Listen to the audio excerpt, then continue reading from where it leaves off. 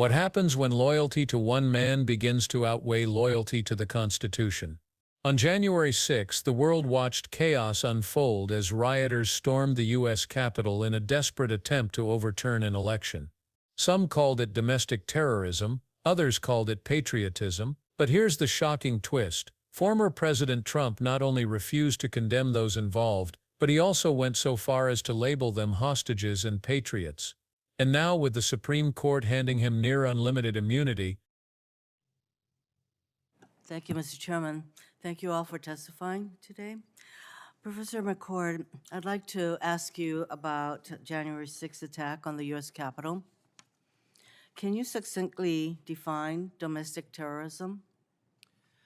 Domestic terrorism under the United States Code is a crime, an act of violence that is a crime under federal or state law that is done with the attempt to influence a policy of government through intimidation or coercion. Based on that definition, were some of the acts committed on January 6th acts of domestic terrorism? Certainly the acts of violence that violate the criminal code do seem to have appeared for many of the people based on their own statements. Many of the defendants in cases that are being prosecuted, they seem to have been done to influence the policy of the government, and specifically to not certify the electoral college ballots on January 6th. Yesterday, Ms. Bondi refused to disavow President Trump calling the insurrectionists hostages and patriots. What effect would President Trump's pardoning of these criminals have on our country? What is the message if that were to happen? Senator, I believe it would have an enormous impact on the criminal legal system, and I would say also on our judiciary. In fact, I published a piece about that this morning in The Atlantic. We have our federal judges here appointed by Republicans, Democrats, and President Trump himself, who uniformly have condemned the crimes of those who have been convicted due to their attack on the U.S. Capitol. That anything close to a blanket pardon, which is what has been suggested but not promised by Donald Trump, without individual consideration of cases, would severely undermine these federal judges and undermine the criminal legal system. We know, and this has come up with one of my colleagues, we know from the disastrous Supreme Court immunity decision that President Trump pretty much has a free pass to do what he wants. An unfettered president is even more dangerous if the Department of Justice is not independent. So based on your extensive experience at the DOJ, are there warning signs that we should watch for to signal that the DOJ has lost its independence? Senator, I think as we've seen sometimes in the past, that when there are concerns among the career prosecutors and law enforcement officials at the department who have responsibility over investigations and cases, when they have felt pressured, many of them have actually resigned. We saw that during the first Trump administration with respect to some of the prosecutions involving Michael Flynn and Roger Stone. So I take it that people resigning is one indication that all is not well, that independence is maybe not what's in practice. I'm just wondering, if we were to ask the Attorney General if the President ordered you or suggested or hinted that you go after his perceived political enemies, would the Attorney General be able to cite attorney-client privilege and not respond to us? I don't want to give a legal opinion on that, Senator. I do think that that is the type of pressure that we are looking to an Attorney General to stand up to from the White House, and I certainly want to take Ms. Bondi at her word when she, under oath yesterday, said she would exercise independence. Well, the thing is, what's deeply concerning about Ms. Bondi is that she is very loyal to President-elect Trump, and he demands 100% loyalty of all of his people. So yesterday, Ms. Bondi could not say that President Biden had won the election in 2020. That is a basic fact. And I think that it was her loyalty to President-elect Trump that basically made it hard for her, impossible, for her to say that President Biden had won the election. So that is concerning.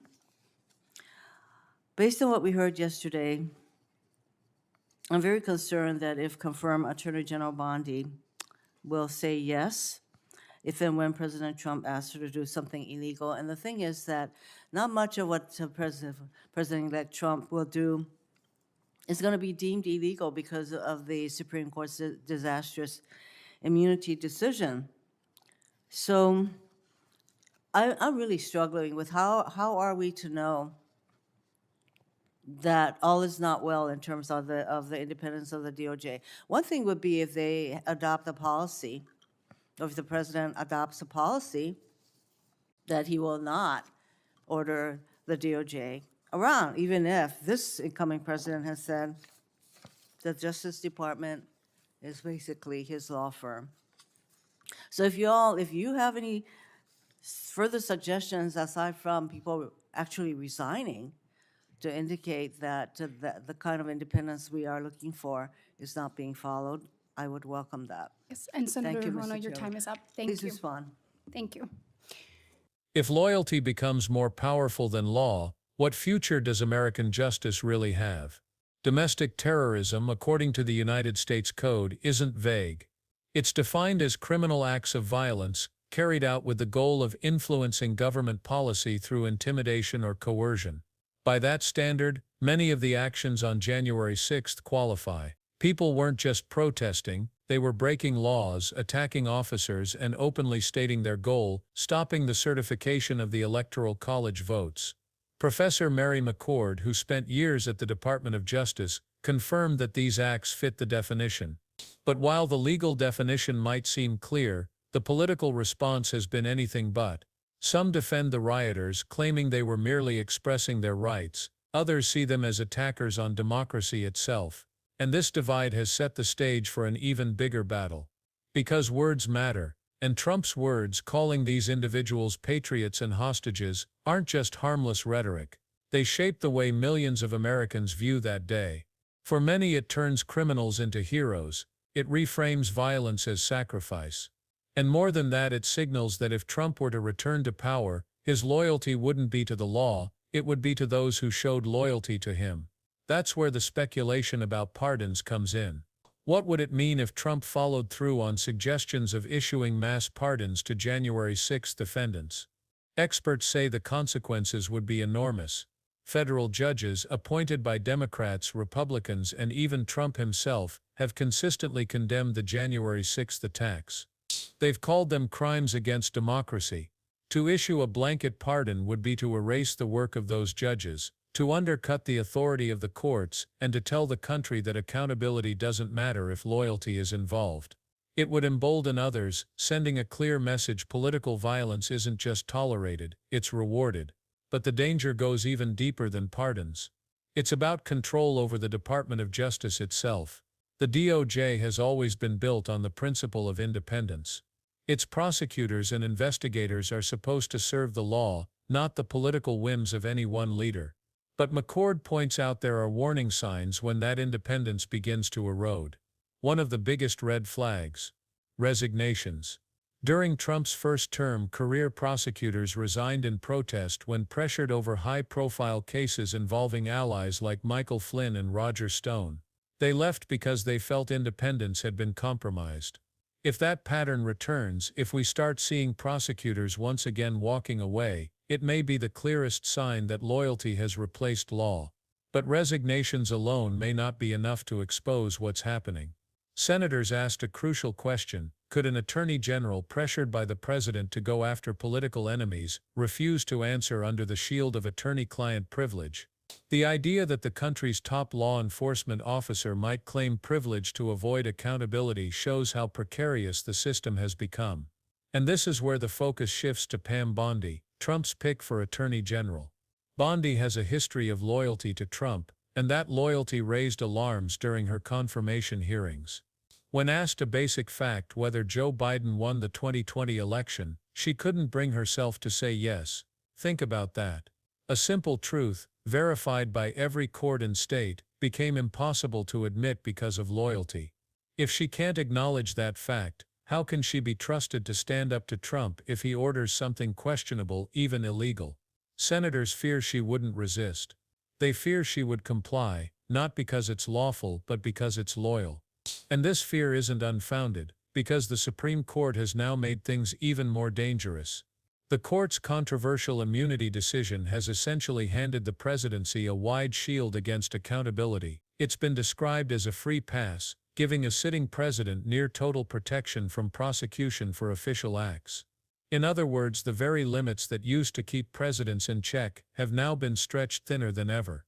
Combine that with an attorney general whose loyalty is unquestioned, and you have a recipe for a Justice Department that doesn't serve the people, it serves the president. So how will we know if the DOJ has lost its independence? McCord says it's not just resignations. Another clear signal would be policies that align the DOJ directly with the White House, turning it into what Trump once called my law firm.